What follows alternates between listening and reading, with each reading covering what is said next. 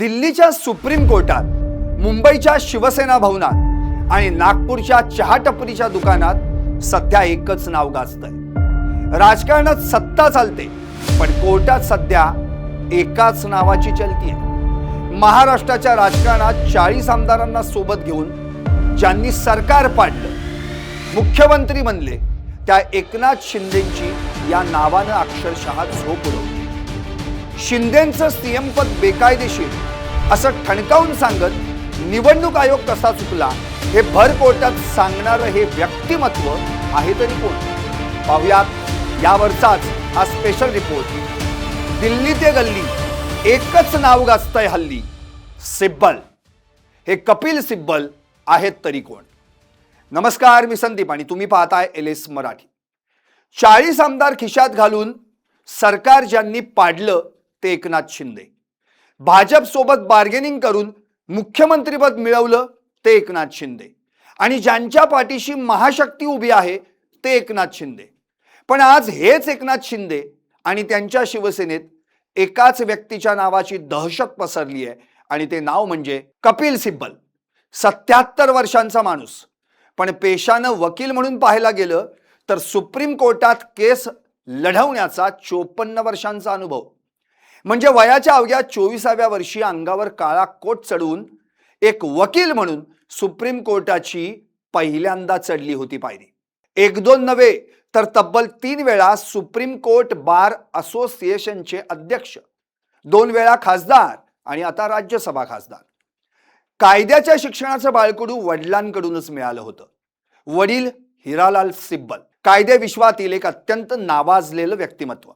International bar association कडून त्यांना living legend of law म्हणजे कायद्याच्या क्षेत्रातील जिवंत दंतकथा या सर्वोच्च पुरस्कारानं गौरवण्यात आलं होतं। VK सिब्बल, JK सिब्बल आणि कनवाल सिब्बल हे कपिल सिब्बल यांचे 3 मोठे भाऊ।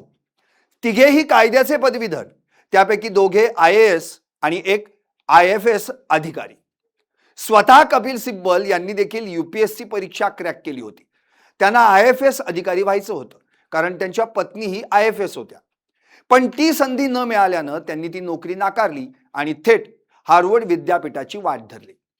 हार्वर्ड विद्यापीठातून त्यांनी LLM ची पदवी घेतली आणि न्यूयॉर्क मधील एका नामांकित लॉ फर्म मध्ये काम केलं। पुढे भारतात परतले आणि स्वतःची लॉ फर्म थाटली। 1972 मध्ये सुप्रीम कोर्टात वकिलीला सुरुवात केलेल्या सिब्बलांनी वयाच्या अवघ्या 35व्या वर्षी म्हणजेच 1983 मध्ये सिनियर ॲडव्होकेट म्हणून आपला दबदबा निर्माण केला, आणि आता हाच प्रदीर्घ अनुभव त्यांच्या कोर्टरूम आणि संसदेतील कारकिर्दीत पाहायला मिळतो। त्यांच्या अनुभवाची पहिली चुणूक भारतानं पाहिली ती 1993 मध्ये। न्यायमूर्ती V रामास्वामी यांच्यावर आर्थिक गैरव्यवहाराचे आरोप ठेवून भारताच्या इतिहासात पहिल्यांदाच न्यायमूर्तींवर महाभियोग चालवण्याची वेळ आली होती। तेव्हा संसदेच्या विशेष बारमध्ये कपिल सिब्बल हे रामास्वामी यांच्या बाजूनं ढाल बनून उभे राहिले। सलग 5 तास त्यांनी असा काही घणाघाती आणि तर्कशुद्ध युक्तिवाद केला की संपूर्ण संसद स्तब्ध झाली। तुम्ही न्यायमूर्तींवर महाभियोग चालवत आहात म्हणजे संसद स्वतःच एका अर्थानं न्यायालयीन काम करते। त्यामुळे भावनेवर किंवा राजकीय दबावाखाली येऊन नाही, तर पुराव्यांच्या आणि कायद्याच्या कसोटीवर निर्णय घ्या। या सिब्बलांच्या रोखठोक भूमिकेमुळे काँग्रेस आणि मित्रपक्षांचे खासदार मतदानाला गैरहजर राहिले आणि तो महाभियोग फेटाळला गेला। सिब्बलांच्या या बौद्धिक चातुर्यानं तेव्हा साऱ्या देशाचं लक्ष वेधून घेतलं होतं। संकटमोचक म्हणजेच क्रायसिस मॅनेजर ही त्यांची ओळख केवळ कोर्टापुरती मर्यादित राहिली नाही, त्यांनी आपली राजकीय कारकीर्द देखील गाजवली। 2010च्या 2G स्पेक्ट्रम घोटाळ्याच्या वादळात जेव्हा तत्कालीन मंत्री A राजा यांना राजीनामा द्यावा लागला, तेव्हा पंतप्रधान मनमोहन सिंग यांनी एका रात्रीत टेलिकॉम खात्याची जबाबदारी कपिल सिब्बलांच्या खांद्यावर टाकली। हिवाळी अधिवेशन तोंडावर असताना आणि सरकारच्या कोंडीची पूर्ण शक्यता असताना सिब्बलांनी 2Gच्या वेळी कायदा मंत्री, मानव संसाधन मंत्री आणि टेलिकॉम मंत्री अशी 3 खाती एकाच वेळी समर्थपणे सांभाळली आणि विरोधकांचे वाभाडे काढले। त्यावेळी फुल फॉर्म मध्ये असलेलं भाजप देखील त्यांना रोखू शकलं नव्हतं। प्रसार माध्यमांना हाताळण्याची त्यांची स्ट्रॅटेजी तर लईच भारी। प्रेस कॉन्फरन्सच्या आधी 30 ते 40 मिनिटं हातात कागदपत्रांचा गट्टा घेऊन हजर। कोणता पत्रकार कोणता प्रश्न विचारणार हे आधीच हेरून थेट नाव घेत त्याला आकड्यानिशी फॅक्ट्स आणि पुराव्यांसह माहिती देण्याचा त्यांचा पॅटर्न भलताच वेगळा. निकाल आपल्या विरोधात जाईल हे माहीत असूनही सरकाररूपी महाशक्तीला थेट कोर्टात आव्हान देण्याची त्यांची हिंमत तर दाद देण्यासारखी. राम जन्मभूमीच्या खटल्यात सुन्नी वक्फ बोर्डाची बाजू मांडताना 2019च्या लोकसभा निवडणुका होईपर्यंत सुनावणी पुढे ढकलण्याची त्यांची मागणी असो की सायरा बानो विरुद्ध भारत सरकार या ट्रिपल तलाकच्या केसमध्ये all India Muslim personal law बोर्डाचा केलेला बचाव असो, त्यांनी नेहमीच राजकीय नॅरेटिव्ह आणि देशातील परिस्थितीचा अचूक अंदाज घेत कायदेशीर लढाया लढल्या.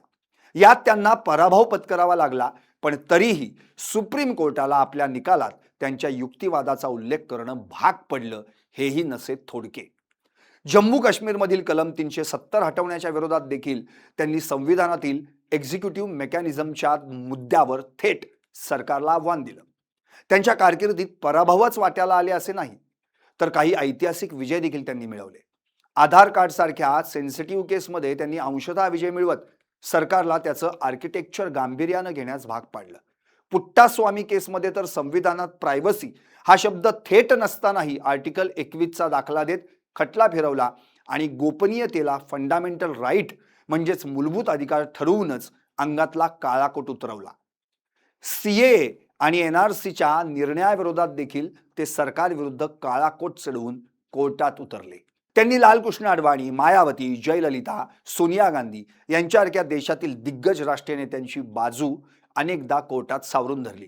अगदी अनिल देशमुख, आझम खान आणि पी चिदंबरम यांच्यासारख्या नेत्यांना जेलमधून बाहेर ठेवण्यातही सिब्बलांचं कायदेशीर कौशल्यच कामी आलं.